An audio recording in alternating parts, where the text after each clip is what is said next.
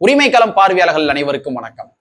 இன்னைக்கான அரசியல் களத்துல எது சம்பந்தமாக விவாதிக்க போறோம் அப்படின்னா, நம்ம ஊர் பக்கம் ஒரு சில பழமொழிகள் சொல்லுவாங்க. அதாவது வேலி போட்டு வெள்ளாம பண்றது வெண்ணையப்பன், அதை நோகாம நோண்டி தின்றது என்ன தொன்னையப்பனா அப்படின்னு கேட்பாங்க. இந்த பழமொழியினுடைய அர்த்தம் என்னவென்றால், அந்த காலத்துல இந்த பதப்படுத்தப்படாத காடுகள் இருக்கு இல்லையா, அந்த காடுகள் எல்லாத்தையுமே பதப்படுத்தி உழுது விவசாயம் பண்ணி நெல்மணிகள் எல்லாத்தையுமே இந்த ஏழை கூலி விவசாயிகள் இந்த மண்ணினுடைய பூர்வ குடிகள் அறுவடை பண்ணி வைப்பாங்க. ஆனா இந்த பண்ணையார்கள் இருக்காங்க தெரியுமா, எந்த விதமா உழைப்பையும் செலுத்தாத பண்ணையார்கள், அந்த பண்ணையார்கள் ஒட்டுமொத்த நெல்மணிகள் எல்லாத்தையுமே எடுத்துக்கிட்டு வியர்வு சிந்தி ரத்தம் சிந்தி உழைத்த ஏழை கூலி விவசாயிகளுக்கு அள்ளி கொடுக்காம கிள்ளி கொடுப்பாங்க. ஸோ அதனாலதான் வேலி போட்டு வெள்ளாம பண்றது வெண்ணையப்பன், நோகாம நோண்டி தின்றது தொன்னையப்பனா அப்படின்ற மாதிரி அந்த பழமொழி உருவாச்சு. இது எதற்காக பதிவு பண்றேன் அப்படின்னா, தமிழ்நாட்டினுடைய அரசியல் களத்துல திராவிட முன்னேற்ற கழகம் தற்பொழுது அது போன்றுதான் செயல்பட்டு கொண்டிருக்கின்றது. தொகுதி பங்கீடுகள்ல இங்க இருக்கிற கூட்டணி கட்சிகளை கிள்ளுக்கு இரையாக திராவிட முன்னேற்ற கழகம் நினைத்து கொண்டிருக்கின்றது. ஸோ அதனுடைய நீட்சியாகத்தான் நேற்றைய தினத்துல நள்ளிரவு வேளையில அண்ணன் திருமா அவர்கள் பேஸ்புக் லைவ்ல சில பல செய்திகளை இலைமறை காயாக சொல்லி இருக்கின்றார். ஸோ அந்த மேட்ரு என்ன, அதற்கு பின்னாடி இருக்க அரசியல் என்ன, அறிந்து கொள்வதற்கு பல்வேறு வகையான தரவுகள் இருக்கின்றது. அது என்னவென்று இந்த காணொலியில கொஞ்சம் டீட்டெயிலா பார்த்துடலாம். நண்பர்கள் அனைவருக்கும் இளம் பெருவழுதியின் இனிய வணக்கம். நாங்க இப்படி பார்த்துட்டோம், இனி ஜென்மத்துக்கும் எங்களால துணிய முடியாது. அதனால நாங்க சண்டை போட போறோம். வீடியோக்குள்ள போறதுக்கு முன்னாடி நம்ம நேயர்கள்ட்ட ஒரு கேள்வி கேட்டுருவோம். உங்களுடைய பதில்களை நீங்க கமெண்ட் பாக்ஸ்ல கமெண்டா போட்டுருங்க.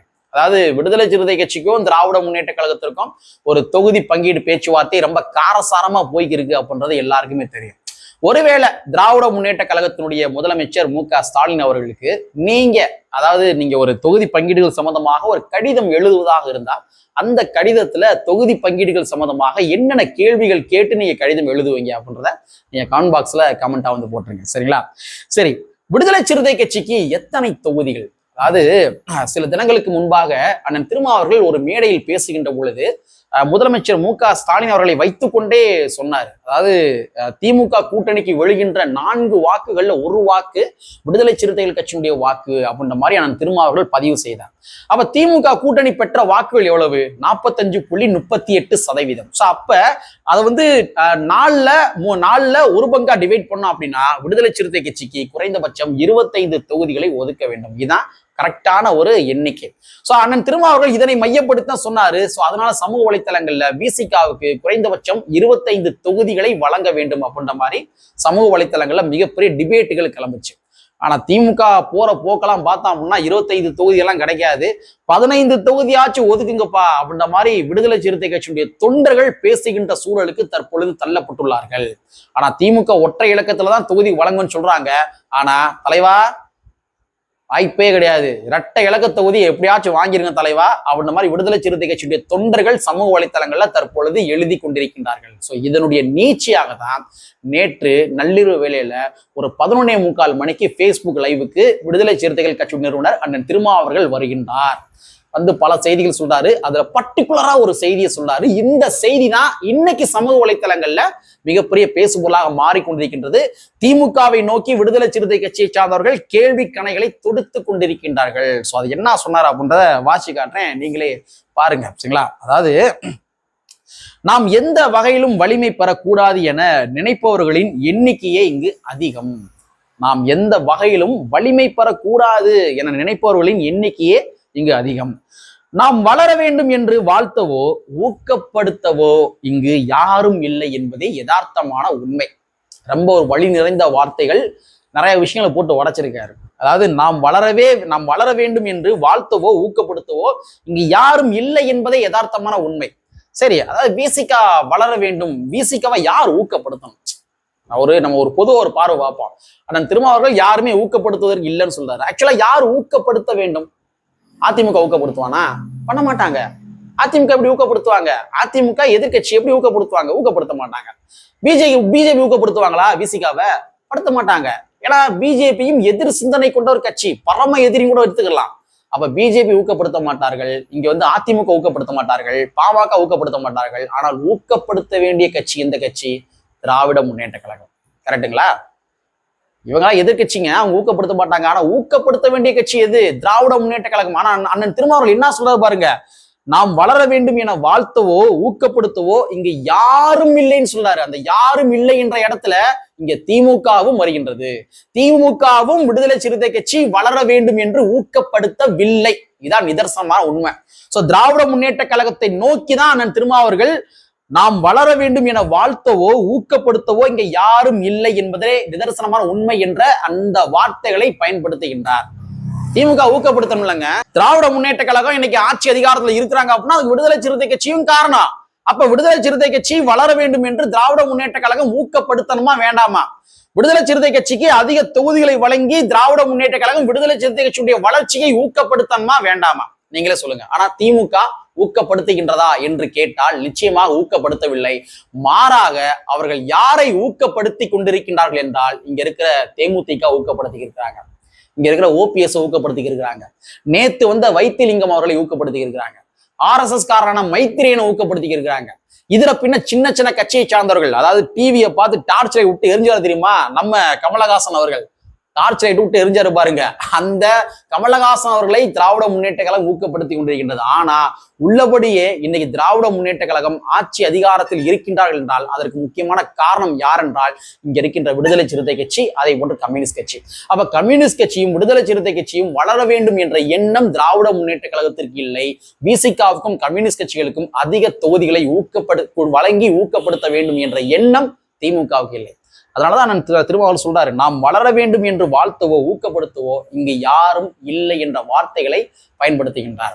இப்ப நான் என்ன கேட்கிறேன் அப்படின்னா, தேமுதிக நாளைக்கே சீட்டு வாங்கி திமுக போட்டி போட்டு ஜெயிக்கிறான்னு வச்சுக்கோங்க, நாளைக்கே இவங்க அதிமுக கூட கூட்டணிக்கு போக மாட்டாங்க அப்படின்றது என்ன நிச்சயம்? எங்களுடைய ஆதரவுகளை நாங்கள் அதிமுகவுக்கு வழங்குகின்றோம். எங்களுடைய முன்னாள் குருஜி, எங்களுடைய மோடி அவர்களுக்கு நாங்கள் ஆதரவை வழங்குகின்றோம் என்று தேமுதிக போக மாட்டார்கள் என்று என்ன நிச்சயம்? என்ன நிச்சயம்? தமிழ்நாட்டினுடைய அரசியல் களத்துல சில கட்சிகள் எப்பொழுதுமே 2 கட்சிகள்கிட்ட தான் பேச்சுவார்த்தை நடத்துவாங்க. ஒன்னு அதிமுக, இன்னொன்னு திமுக. கரெக்டுங்களா? 2 கட்சி தான் பேச்சுவார்த்தை நடத்துவாங்க. நம்ம காங்கிரஸ் கூட என்ன பண்ணாங்கன்னா தாவேக்காட பேச்சுவார்த்தை நடத்தினாங்க, திமுக பேச்சுவார்த்தை நடத்தினாங்க. சோ 2 கட்சிகள்கிட்ட தான் பேச்சுவார்த்தை நடத்துவாங்க. ஆனா தமிழ்நாட்டினுடைய அரசியல் களத்திலேயே 3 கட்சிகள்கிட்ட பேச்சுவார்த்தை நடத்துற ஒரே கட்சி எதுன்னு பார்த்தோம்னா தேமுதிக. சோ அந்த கட்சியை நீங்க ஊக்கப்படுத்துறீங்க, ஆனா விடுதலை சிறுத்தை கட்சியை ஊக்கப்படுத்த மாட்டீங்க. நாளைக்கே தேமுதிக அது என்டிஏ கூட்டணிக்கு போனாலும் போகும், என்டிஏக்கு நாங்க ஆதரவு தெரிவிக்கின்றோம் என்று சொன்னாலும் சொல்லும். ஆனா அந்த கட்சியை நீங்க ஊக்கப்படுத்துறீங்க, ஆனா நீங்க விசிக ஊக்கப்படுத்த மாட்டீங்க. அப்ப இது எவ்வளவு பெரிய ஒரு வேதனையான விஷயம் சொல்லுங்க. இப்ப நான் என்ன கேட்கிறேன் அப்படின்னா, திமுகவுக்கு என்னங்க கொள்கை கோட்பாடுகள்? உங்களுடைய ஒத்த சிந்தனை கொண்ட கொள்கை கோட்பாடுகள் கொண்ட கட்சிகளை ஊக்கப்படுத்த வேண்டியது திராவிட முன்னேற்ற கழகத்தினுடைய கடமை அல்லவா? அப்ப சக சிந்தனை கொண்ட கட்சிகள் வளரக்கூடாது என்று நினைப்பது என்பது எவ்வளவு ஒரு கீழ்த்தனமான ஒரு எண்ணங்கள். திமுக எவ்வளவு ஒரு கீழ்த்தனமான எண்ணங்கள். என்ன கேட்டா திமுகவே தன்னுடைய கொள்கை கோட்பாடுகளை சரியா இருக்கிறாங்களா அப்படின்றது எனக்கே மிகப்பெரிய டவுட்டா இருக்குது. ஏன்னா தேமுதிகவை ஆதரித்ததன் மூலமாக, தேமுதிகவுக்கு ராஜ்யசபா எம்பி பதவி வழங்கினது மூலமாக, மக்கள் நீதி மையத்திற்கு ராஜ்யசபா எம்பி பதவி வழங்கினது மூலமாக, ஆர்எஸ் காருடைய மைத்ரேயன் இருக்கார் இல்லையா, அவரை தன்னுடைய கூட்டணி கட்சிகளை சேர்த்ததன் மூலமாக திமுக கொள்கை தடுமாற்றங்கள் அடைந்து கொண்டிருக்கின்றதோ என்று என்ன தோணுகின்றது. மக்களே, நான் என்ன கேட்கிறேன் அப்படின்னா, திமுக தற்பொழுது எப்படி மாறி இருக்காங்க அப்படின்னா, இந்த சரவணா செல்வரத்தினம் பாத்திர கடை இருக்கு இல்லையா, அந்த பாத்திர கடைக்குள்ள நீங்க உள்ள போனீங்கன்னா கால் மிதியடி இருக்குல்ல, வீட்டு வாசல்ல போடுற கால் மிதியடி, இந்த கால் மிதியடியில இருந்து வீடு துடைக்கிற மாப்பு, அதே மாதிரி இந்த ஹோம் அப்ளையன்ஸ், பெரிய பெரிய ஹோம் அப்ளையன்ஸ், இது எல்லாமே கிடைக்கும் எங்க சரவணாஸ் செல்வரத்தினம் பாத்திர கடையில. சோ அந்த மாதிரிதான் திராவிட முன்னேற்ற கழகம் தற்பொழுது சரவணாஸ் செல்வரத்தினம் பாத்திர கடையாக செயல்பட்டு கொண்டிருக்கின்றது. சாதி ஒழிப்பையும் பேசுறாங்க ஒரு பக்கம், சாதி இருப்பையும் தக்க வைக்கிறாங்க. மேடை போட்டு பெரியாரையை பேசுறாங்க, ஆனா அதே மேடைகள்ல போய் என்ன பண்றாங்க, ரெட்டியர் மாநில கலந்துக்கிறாங்க, செட்டியர் மாநில கலந்துக்கிறாங்க, இசை வேளாளர் சங்க மாநாடுல போய் கலந்துக்கிறாங்க.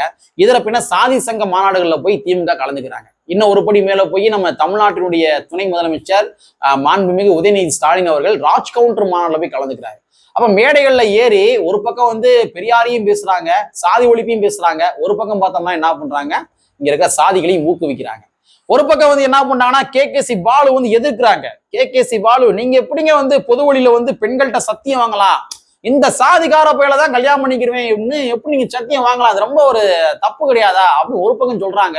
இன்னொரு பக்கம் என்ன பண்றாங்கன்னா, அந்த மாதிரி இருக்கிற சாதி வரியர் கேகேசி பாலு அவர்களுக்கு கலைமாமணி விருதை கொடுக்குறாங்க.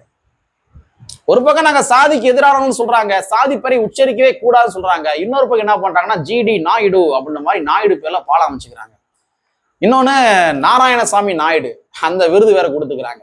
அப்ப திமுக தற்பொழுது சரவணா செல்வரத்னம் பாத்திர கடை மாதிரி என்கிட்ட வந்து பெரியாரையும் இருக்குது உள்ள வாங்க, என்கிட்ட நாயுடு பெருமைகளும் இருக்கு உள்ள வாங்க, என்கிட்ட சாதி பெருமைகளும் இருக்கு உள்ள வாங்க, என்கிட்ட மத எதிர்ப்பும் இருக்குது மத நம்பிக்கையும் இருக்குது உள்ள வாங்க, வா பிஜேபி என்னென்ன பண்ணுதோ அதை நானே பண்ணித்தாரேன், எல்லாமே நானே பண்ணித்தாரேன், பெரியார் என்னென்ன பண்ணாரோ அதையும் நானே பண்ணித்தாரேன், எல்லாமே என்கிட்ட இருக்குது, வா நீ உள்ள வா, உன்னுடைய கொள்கை கோட்பாடுகள் சாதியை வளர்க்க நினைக்கிறியா வளர்த்துக்க அப்படின்ற மாதிரி திமுக சரவணா செல்வரத்னம் பாத்திர கடை மாதிரி எல்லாத்தையும் உள்ள வச்சுக்கிட்டு தற்போது செயல்பட்டு கொண்டிருக்கின்றார்களோ என்று தோணுகின்றது.